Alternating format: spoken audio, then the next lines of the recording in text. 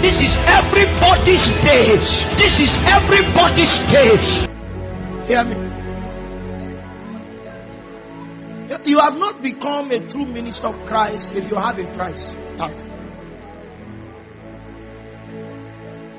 Many years ago, that's 2010. How many years is that? 12 years ago.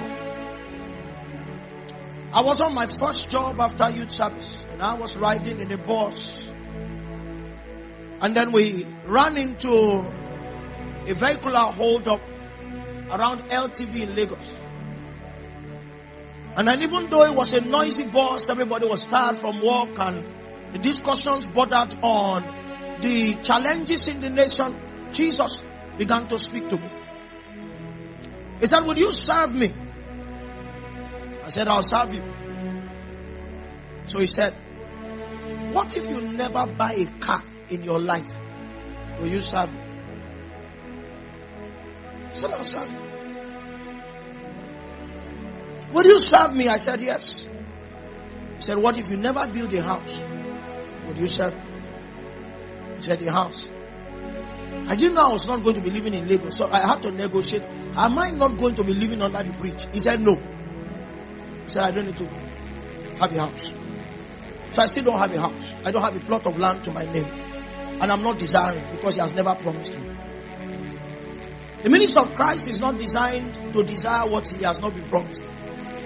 I don't count it an achievement. If Jesus gives you, we come to bless it, because he promised you. He didn't promise me.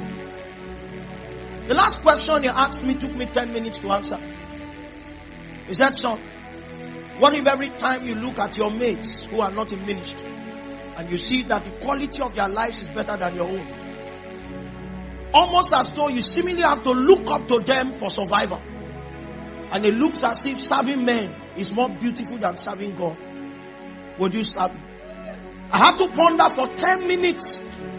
And then my neighbor in the bus, I was at the back of the bus, saw that I was not making sounds, but tears were coming out of my eyes, because God was tampering with my human ego.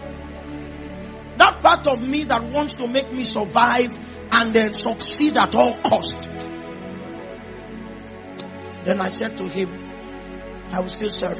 And I thought what he would have said to me is, "Because you made those decisions, this is what I will do to you." But I found the one who spoke in that conversation. Well, I know what my friends look like. I know the machines that they drive. And many times when I look at them, I'm tempted to say, "Lord, you are not fair."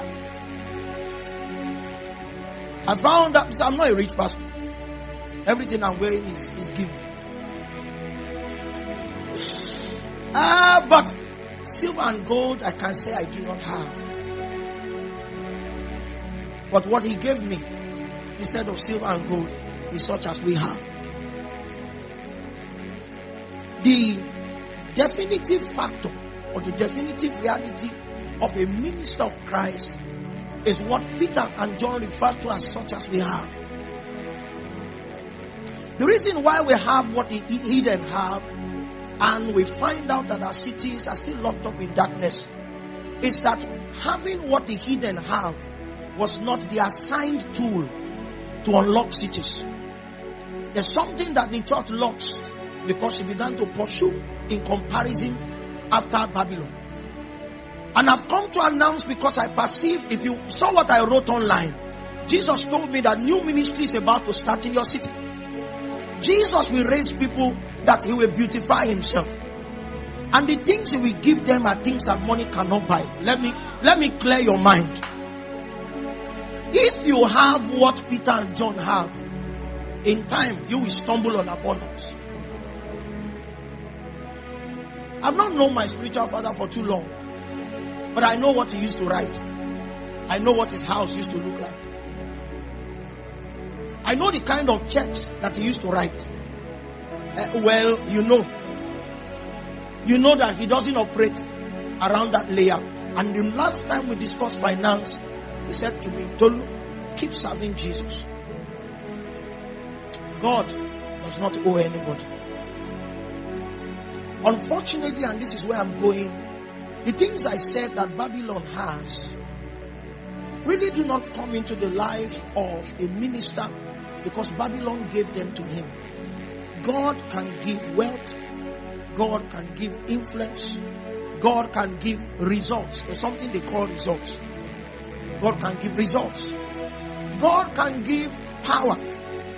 But there is a hidden reality in the givings of God that the one who receives of God needs to know. It is that the things that God gives you can replace God in your life. So that the God who gives you wealth may lose relevance in your life on account of the wealth that he gave you. The God who gives you influence may lose relevance in your life, and even though influence does not look tangible, it becomes the next God that you are serving. God may begin to make your life look beautiful, and then your pursuit now is to advance your life in beauty.